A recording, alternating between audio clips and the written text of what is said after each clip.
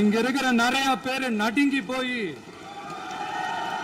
இதுல நம்ம மேல அவதூறு வேற. இப்பவும் சொல்றேன், மக்கள் பணத்துல இருந்து ஒரு பைசா கூட தொடமாட்டோம், தொடவும் விடமாட்டோம், தொட்டா விடமாட்டோம், இதுக்கு முன்னாடி தொட்டவங்களையும் விடமாட்டோம்.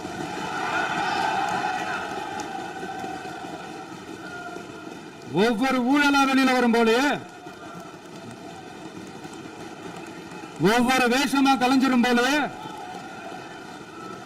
இங்க இருக்கிற நிறைய பேரு நடுங்கி போய் இதுல நம்ம மேல அவதூறு வேற. இப்ப புதுசா ஒரு வெப்பன் ஒண்ணு கொண்டு வந்திருக்காங்க. அது என்ன தெரியுமா? அவங்க தயவால தான் நம்ம ஆட்சி நடக்குதான்.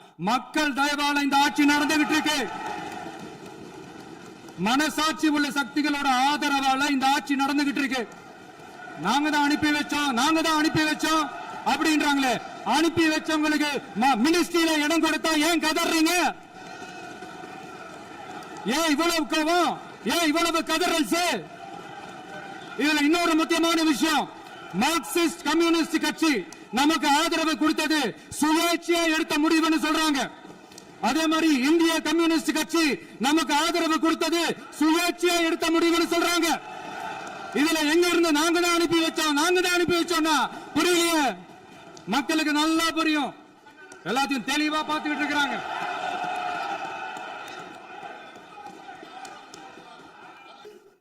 அதான் 5 நிமிஷம் பேசுனதுக்கே கொலத்தூரி இந்த ஆட்டம் அடிச்சு பேசுனா அப்புறம் என்ன பண்றது? சட்டம் ஒழுங்கை பத்தி பேச்சு வந்தது. சட்டம் ஒழுங்கு சரியா இருக்கணும் அப்படின்றதுல எங்களுக்கு மாற்று கருத்தே கிடையாது. கண்டிப்பா லா அண்ட் ஆர்டர் கரெக்டா இருக்கணும், கரெக்டா இருக்கும், இருக்க வைப்போம். அதே மாதிரி பெண்கள் பாதிக்கப்படுறதையும் இங்க யாராலையும் சகிச்சிக்கவே முடியாது. அதுக்கான கடுமையான நடவடிக்கைகள் நம்ம அரசு எடுத்துக்கிட்டு இருக்கிறோம். இந்த சிங்கப்பெண் சிறப்பு அதிரடிப்படை கூட அதுக்கான ஒரு ஃபர்ஸ்ட் ஸ்டெப் தான். அதே மாதிரி இந்த போதைப் பொருள் நடமாட்டம் அதை கண்ட்ரோல் பண்றதுக்கும் நம்ம அரசு கடுமையான நடவடிக்கைகள் எடுத்துக்கிட்டு இருக்கிறோம். அதையும் கண்டினியூ பண்ணி எடுப்போம்.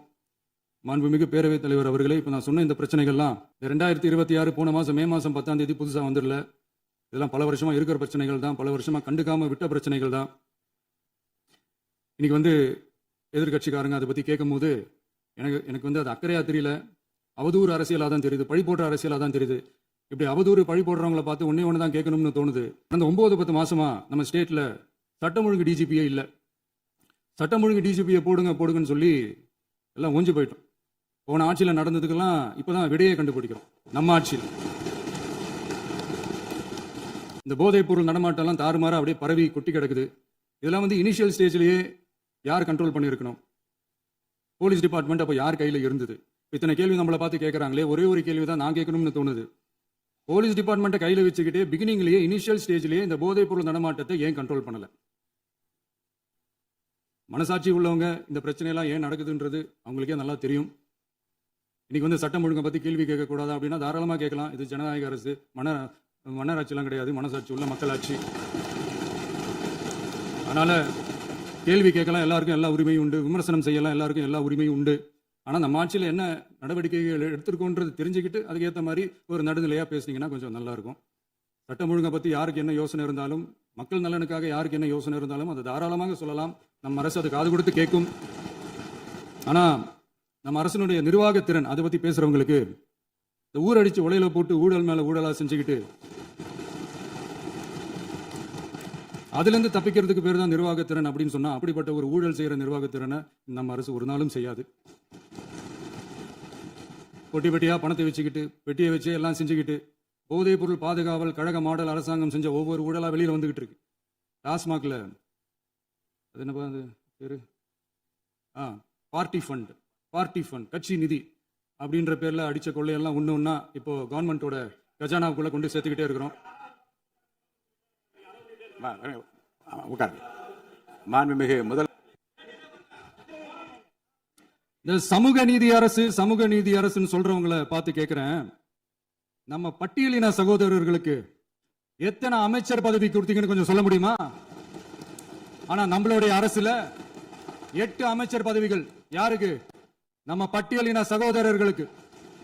எல்லாம் நம்ம அண்ணன், நம்ம தம்பி, நம்ம தங்கச்சிங்க. அண்ணல் அம்பேத்கர் அவர்களுடைய கிட்டத்தட்ட 100 ஆண்டு கால கனவு இப்ப நிறைவேறி இருக்கு. நான் ஏன் கொஞ்சம் சவுண்டா பேசுறேன் அப்படின்னா அவங்களுக்கு கேட்கணுன்றதுக்காக தப்பா எடுத்துக்காது. அதே மாதிரி பெண்களோட பாதுகாவலர் நாங்க தான் அப்படின்னு சொல்லிக்கிறவங்கள கேட்கிறேன், எத்தனை பெண்களுக்கு அமைச்சர் பதவியில இடம் கொடுத்தீங்க கொஞ்சம் சொல்ல முடியுமா?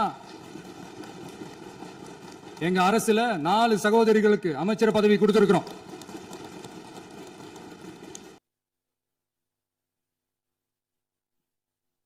அதனால மக்களால் நிராகரிக்கப்பட்டு மக்களால் அகற்றப்பட்டவங்களுக்கு ஒண்ணு சொல்லிக்கிறோம், தப்பே செய்ய மாட்டோம், ஊழலே செய்ய மாட்டோம், நேர்மையா தான் இருப்போம், நியாயமா தான் இருப்போம் அப்படின்னு சொல்றவங்களால மட்டும்தான் கூட்டணி ஆட்சி அமைக்க முன்வரும். ஆட்சியிலையும் பங்கு அதிகாரத்திலையும் பங்கு கொடுக்க முன்வரும். ஊழல்லையே ஊறி போனவங்களால இந்த கூட்டணி ஆட்சியோ ஆட்சியிலையும் பங்கு அதிகாரத்திலையும் பங்கு கொடுக்க முன்வராது. மெஜாரிட்டி இருந்தாலும் தரமாட்டாங்க, மெஜாரிட்டி இல்லைனாலும் தரமாட்டாங்க. கேட்டா ரெடிமேடா ஒரு பதில் ஒண்ணு வச்சிருப்பாங்க, கூட்டணி ஆட்சியை மக்கள் விரும்ப மாட்டாங்கன்னு. அதே மக்கள் தான் இப்ப அவங்கள பார்த்து சிரிக்கிறாங்க. நான்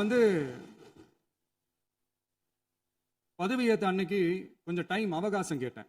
எதுக்கு கேட்டேன்? நிதி நிலைமை எல்லாம் கொஞ்சம் மோசமா இருக்குது, அதெல்லாம் கொஞ்சம் சரி செஞ்சுக்கிட்டே படிப்படியா கொஞ்சம் கொஞ்சமா நான் கொடுத்த வாக்குறுதிகள்லாம் செயல்படுத்துவேன், அதுக்காக கொஞ்சம் டைம் அவகாசம் கேட்டேன். நான் ஏதோ வேற எதுக்காகவோ வேற யாருக்காகவோ ஏதோ அவகாசம் கேட்ட மாதிரி.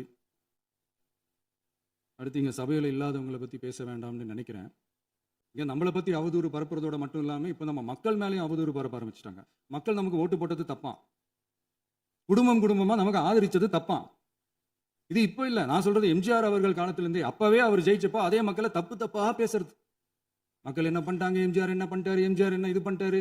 50 வருஷமா ஒரே டெக்னிக்கா. டெக்னாலஜி எல்லாம் மாறி வேற எங்கேயோ போயிட்டு இருக்கு. பஸ் இதுல கொஞ்சம் டெக்னிக்காச்சும் கொஞ்சம் மாத்தினா கொஞ்சம் நல்லா இருக்கும். அதனால மக்களுக்கு யூஸ்ஃபுல்லா இருக்கிற மாதிரி இந்த ஆக்கப்பூர்வமான கருத்துக்களோ ஆக்கப்பூர்வமான யோசனைகளோ இருந்தா சொல்லுங்க, அது நாங்க டெஃபரெண்டா எடுத்துக்கிறோம். ஆனா அதை விட்டுட்டு இந்த நக்கலு நையாண்டி சம்பந்தம் இல்லாத பேச்சு இதெல்லாம் பேசிட்டு அப்புறம் முதல்வர் பதில் சொல்லல, முதல்வருக்கு பதில் சொல்ல தெரியல அப்படின்னா அப்புறம் என்ன சோஃபா மாடல் ஆட்சியா? அது என்னன்னு புரியறதுக்கே எனக்கு ரொம்ப நாள் ஆச்சு. இந்த sofa set, table chair, teapoy, furniture பிசினஸ்லாம் வேற எங்கேயா வெளியில போய் பண்ண சொல்லுங்க. அப்படி அந்த பிசினஸ் தான் பண்ணணும்னா நிறைய பிசினஸ் பண்ற மாதிரி வெளியில போய் பண்ண சொல்லுங்க, எங்க சட்டசபைக்குள்ள வேணாம். அதனால ஆக்கப்பூர்வமான கருத்துக்கள் இருந்தா சொல்லுங்க. டெஃபினட்டா அது சரியா இருந்தா நாங்க ஏத்துக்கிறோம். எனக்கு ஒரு குட்டி கதை ஒன்று ஞாபகம் வருது, சொல்லாமா? ஒரு ஊர்ல ஒரு பெரியவர் வெயில் ரொம்ப ஜாஸ்தியா இருக்குன்னு சொல்லிட்டு கண்ணுக்கு மேல கை வச்சுக்கிட்டு இப்படி சுத்தி முத்தி தேடிக்கிட்டு இருந்தாராம். அப்ப கூட இருந்த ஒரு சின்ன பையன் என்ன தேடுறீங்க அப்படின்னு கேட்டானா. அதுக்கு அந்த பெரியவர் சொன்னாரா, அது ஒண்ணு இல்ல தம்பி, உங்க அப்பா இங்கதான் இருப்பாருன்னு சொன்னாங்க, அதான் தேடிக்கிட்டு இருக்கேன், எங்க உங்க அப்பாவையா காணோம்? இல்லங்க, எங்களுக்கும் நக்கலா நையாண்டியா சம்பந்தம் இல்லாத குட்டி கதை இதெல்லாம் எங்களுக்கும் பேச தெரியும். அந்த கதையில பெரியவர் அப்படி சொன்னாரா, தப்பா எடுத்துக்காதீங்க. அந்த கதையில பெரியவர் அப்படி கேட்டாரா. அதனால யாரும் இங்க டென்ஷன் ஆக வேணாம். அதனால இன்னொரு இந்த என்னுடைய உரையை முடிக்கிறதுக்கு முன்னாடி போயிட்டாங்க, பேசலாமா? உங்க கருத்துக்களை நீங்க முழுமையாக மன நிறைவோடு பேசலாம். டிவியில் பார்த்தோம். சரி, அதான் 5 நிமிஷம் பேசுனதுக்கே கொலத்தூரி தாட்டம் அடிச்சு பேசுனா அப்புறம் என்ன பண்றது?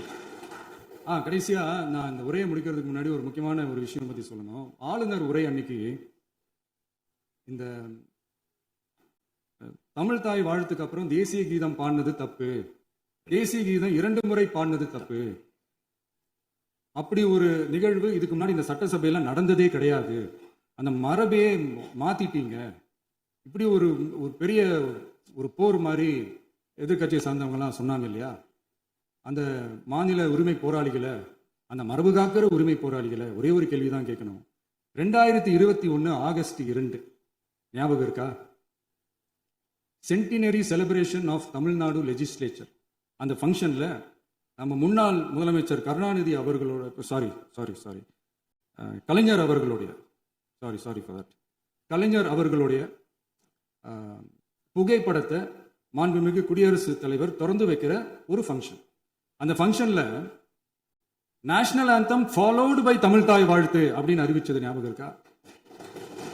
அதாவது தேசிய கீதத்துக்கு அப்புறமா 2வது முறையா, நோட் திஸ் பாயிண்ட் மாண்புமிகு பேரவைத் தலைவர் அவர்களே, ப்ளீஸ் நோட் திஸ் பாயிண்ட். தேசிய கீதத்துக்கு அப்புறம் இரண்டாவது முறையாக தமிழ் தாய் வாழ்த்து பாடப்படும் அப்படின்னு சொன்னது ஞாபகம் இருக்கா?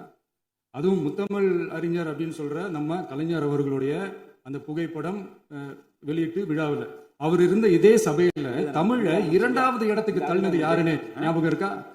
அது மட்டும் இல்ல, அந்த தேசிய கீதத்தை நாட்டுப்பண் நேஷனல் ஆந்தம்னு சொல்லி அதே ஃபங்க்ஷன்ல கடைசியா ஃபங்க்ஷன் முடியும் போது செகண்ட் டைம் தேசிய கீதம் பாடினதும் ஞாபகம் இருக்கா? இதே அவையில் தான், அது அவை குறிப்பிலும் இருக்கிறது, இதே அவை தான் நடைபெற்றது. இந்த தக்க நேரத்தில் இந்த ஆதாரங்களை அளித்த மாண்பு முதல்வர்களுக்கு நன்றியை தெரிவித்துக் கொள்கிறேன். டவுட் இருந்தா இந்த புக்கை பார்த்து தெரிஞ்சுக்கலாம். அதனால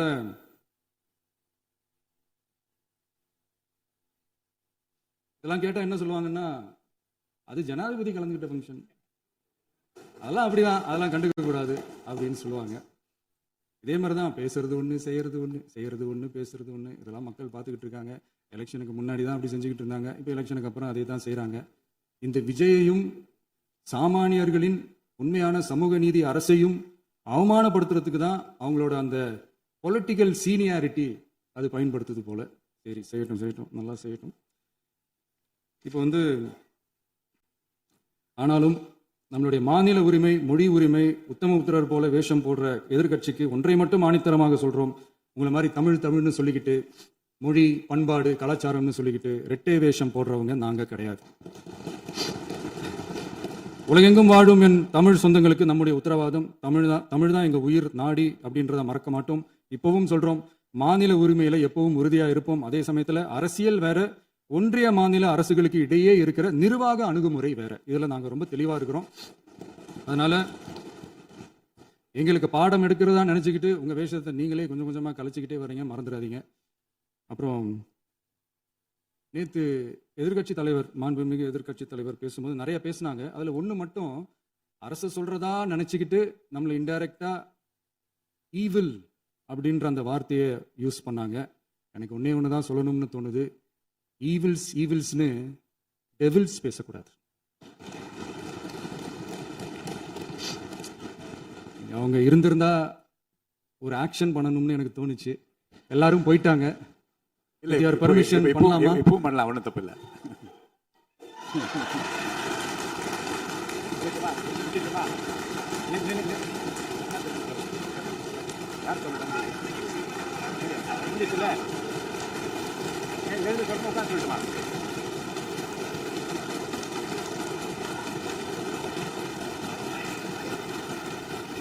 விவாதம்